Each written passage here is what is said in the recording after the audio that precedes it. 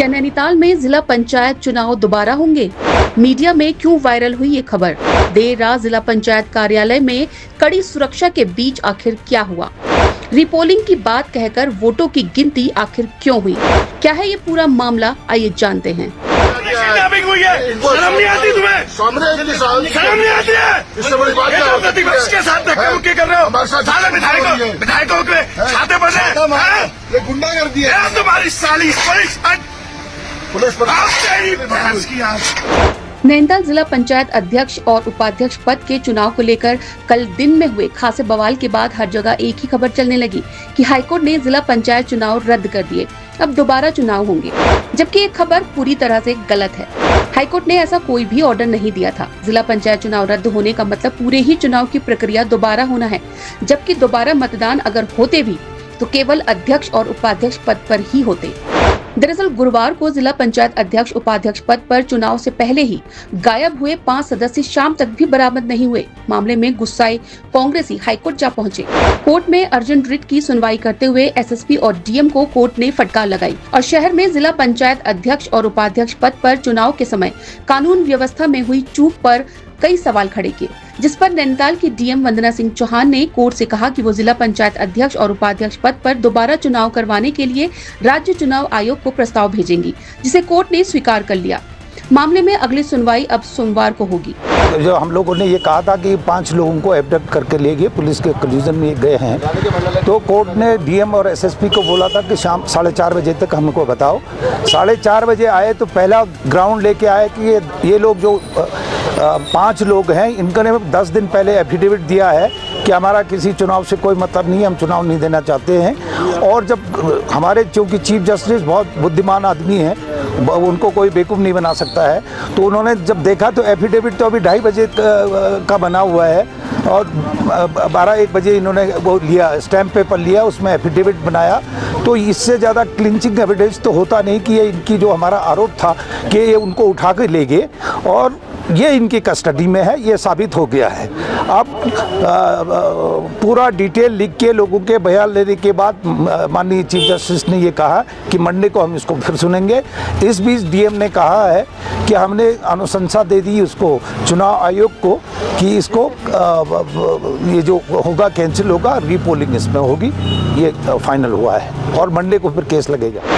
वहीं देर रात तकरीबन 1:30 बजे कड़ी सुरक्षा और वीडियोग्राफी के बीच वोटों की गिनती शुरू हो गई। जब हाईकोर्ट में डीएम ने जिला पंचायत अध्यक्ष पद पर दोबारा मतदान की बात कही थी, तो देर रात वोटों की गिनती आखिर क्यों की गई?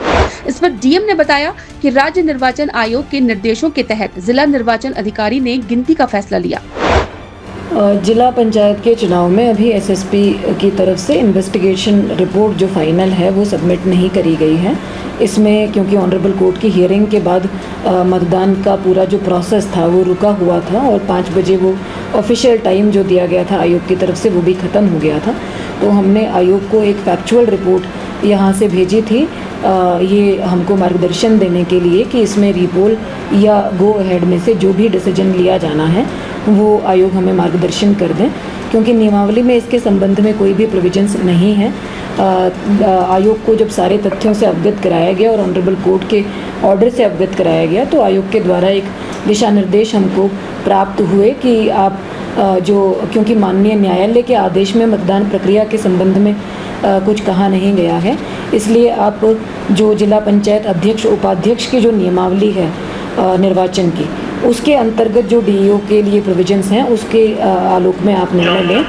तो हमने उस नियमावली में जो प्रावधान है उसमें डीईओ को किसी भी प्रकार से पोलिंग को स्थगित करने का या निरस्त करने का राइट नहीं है। उसमें मतदान की प्रक्रिया की समाप्ति के तुरंत बाद मतगणना की प्रक्रिया का उल्लेख है। तो क्योंकि आयोग के निर्देश जो है वो हमको एज पर नियमावली प्रोसीड करने के थे, तो हम लोगों ने ये डिसीजन लिया कि हम इसको पूरी वीडियोग्राफी कराते हुए आयोग के ऑब्जर्वर की उपस्थिति में इसको हम ओपन करेंगे, काउंट करेंगे और इस रिज़ल्ट को आधिकारिक रूप से डिक्लेयर न करते हुए इसको रिजर्व रखेंगे और इसको सील बंद लिफाफे में ट्रेजरी के डबल लॉक में भी सबमिट करेंगे। आयोग को भी एक कॉपी भेजी जाएगी और 18 तारीख को जो ऑनरेबल कोर्ट में हियरिंग है उसमें ये सारी चीज़ें सबमिट करी जाएंगी। उसके बाद आगे जो भी डायरेक्शंस ऑनरेबल कोर्ट के होंगे 18 तारीख की हियरिंग में, उसके अनुसार ही रिजल्ट के संबंध में कोई भी आधिकारिक घोषणा या निर्णय किया जा सकेगा। वर्तमान में ये जो परिणाम है या डॉक्यूमेंट्स हैं, ये सभी सील्ड हैं और डबल लॉक में रखे गए हैं। हमने इस संबंध में ये जो डिसीजन हमने लिया है, इसके संबंध में हमने जो कैंडिडेट्स हैं, चारों कैंडिडेट्स को उनका जो प्रोवाइडेड पता था उस पर हमने मैसेंजर भेजकर भी सूचना दिलाने का प्रयास किया और उसको चस्पा भी किया गया। साथ में जो उनके ऑफिशियल दूरभाष नंबर हमारे पास उपलब्ध थे, उन पर कॉल के माध्यम से भी प्रयास किया गया और उनको व्हाट्सएप के माध्यम से भी सर्कुलेट किया गया। तो उसमें से कुछ लोग उपस्थित हुए जो ऑथराइज्ड एजेंट और कैंडिडेट थे, कुछ लोग उसमें उपस्थित नहीं हुए। इस पूरी प्रोसेस का वीडियोग्राफी कराया गया है और इसमें प्रत्येक जो स्टेप है उस पर आयोग के ऑब्जर्वर की उपस्थिति में उनकी सहमति से ही चीज़ें हम लोगों ने ओपन करी हैं and then we have sealed the results. अभी वर्तमान में ये ऑनरेबल कोर्ट के अंतिम निर्णय के अधीन है। आपको बता दें कि निर्वाचन नियमावली के मुताबिक रीपोलिंग केवल बूथ कैप्चरिंग, तकनीकी खामी या बैलेट बॉक्स को नुकसान की स्थिति में ही संभव है। इसीलिए वोटों की गिनती कर निर्वाचन आयोग ने नतीजों को लिफाफे में बंद कर दिया। हालांकि नियम में सिर्फ बूथ कैप्चरिंग होने की स्थिति में ही दोबारा मतदान की बात लिखी है, लेकिन सवाल है कि यदि मतदाता को ही कैप्चर कर लिया जाए, उसकी किडनैपिंग कर ली जाए, तब दोबारा मतदान क्यों नहीं हो सकते। वहीं इस घटनाक्रम से गुस्साए कांग्रेसियों ने हल्द्वानी में धरना प्रदर्शन शुरू कर दिया है। ये कैसी सरकार है? संलिप्तता मुख्यमंत्री की भी है, संलिप्तता इस पीएम की भी है, संलिप्तता इस एसएसपी की भी है। इन तीनों लोगों को पता है हमारे पास भाई का है। हमारे पांचों भाई, अगर सुन ले कप्तान और तू सुन ले डीएम, तो होगी की अधिकारी है तू। कोर्ट के मना कर रही है, भारी आके कोर्ट में झूठ बोल रही है एडीएम। कोर्ट में झूठ बोला इसने, कोर्ट में एसएसपी की बोलती बंद कर दी चीफ जस्टिस ने। और मैं इनको बता दे रहा हूँ, चेतावनी दे रहा हूँ, बेटा मुझे चार दिखोगे, मुझे चार दिखोगे, आमना सामना कहीं हो गया।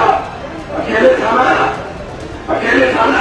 अब अकेले नहीं हूँ, तुम्हारी वजह से हजारों लोग तुम्हारा सामना करेंगे। बहरहाल 18 अगस्त को हाईकोर्ट में सुनवाई के दौरान बंद लिफाफा पेश किया जाएगा। जीत हार का अंतिम फैसला हाईकोर्ट के निर्णय पर ही निर्भर रहेगा।